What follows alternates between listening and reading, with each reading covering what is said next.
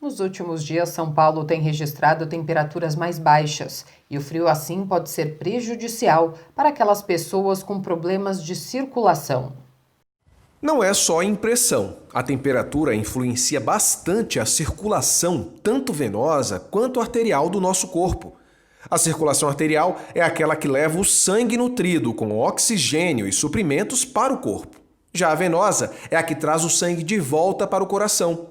Segundo este cirurgião vascular e endovascular, é justamente na circulação arterial que os problemas podem acontecer no inverno. Nós temos uma estatística que revela que eventos cardiovasculares aumentam em 7% a cada 10 graus de temperatura mais baixa. Então, durante uma queda da temperatura, nós temos um aumento significativo dos eventos vasculares periféricos, dos cardiovasculares e cerebrais. A periferia do corpo inteiro fecha o tamanho do vaso, diminui o tamanho do vaso, de forma a preservar a temperatura do corpo, e esse aumento da pressão do sistema como um todo sobrecarrega coração, sobrecarrega cérebro, sobrecarrega rim, e, no caso vascular periférico, desencadeia um maior número de quadros de falta de sangue nos membros. É mais comum durante o inverno o paciente descompensar do ponto de vista membros inferiores, membros superiores, e começar com um quadro isquêmico, com aquela falta de sangue evoluindo até gangrena em alguns casos.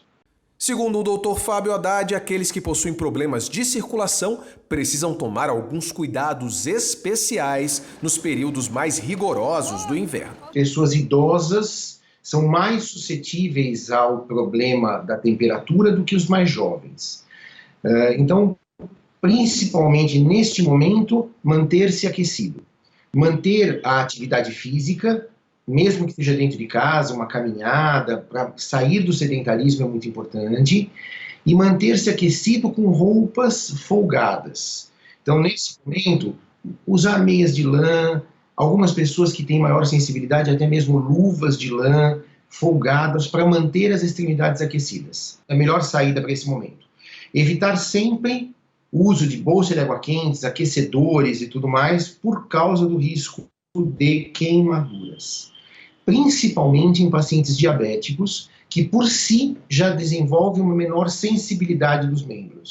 Também é importante prestar atenção aos sinais do corpo para identificar cedo algum problema de circulação.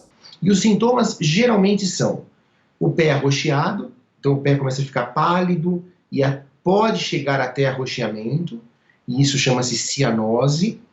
O pé muito mais frio, que mesmo coberto ele não se aquece, porque ele não chega o sangue em quantidade necessária para aquecê-lo.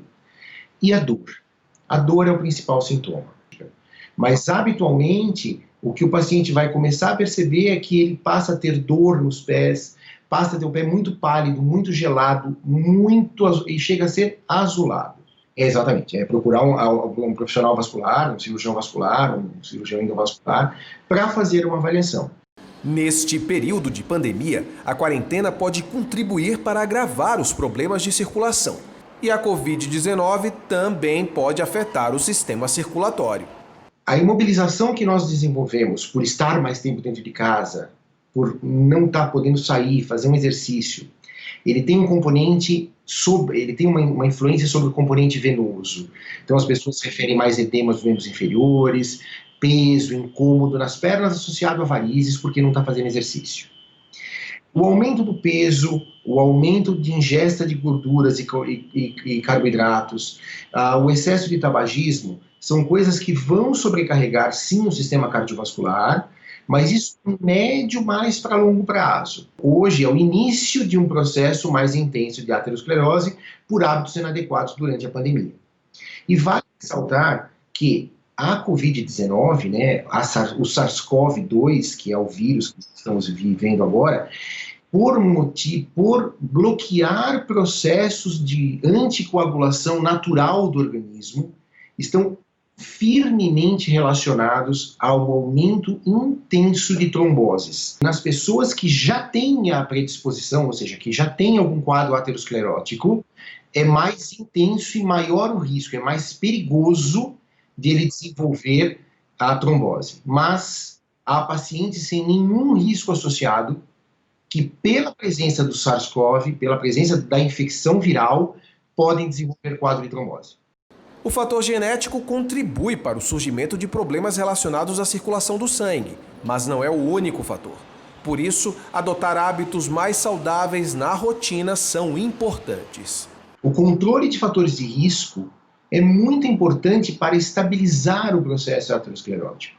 Então, o que a gente, na fase aguda, né, esfriou hoje, o que é que eu consigo fazer? Basicamente, manter os membros aquecidos com o uso de meias de lã e cobertores.